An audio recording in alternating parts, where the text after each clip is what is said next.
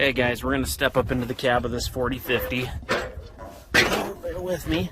As you can see, the seat's in good condition. Now, cab kit over here, guys, it just kind of peeled loose. You could get some aerosol glue and glue that back in. It's not ripped or torn all apart. It just needs re-glued.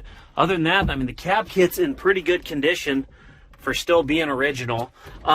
They are missing the vent cover up here in the ceiling. That filter that usually sits there, that is missing. Heat, air conditioning, all work. Again, 7,422 hours. You got the 15-speed power shift.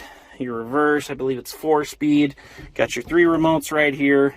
Console's in good condition. All the gauges appear to work the way they're supposed to.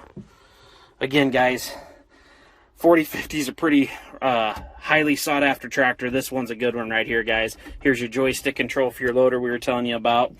Front wheel assist right up here. The front wheel assist does work. Next up, we'll fire it up for you.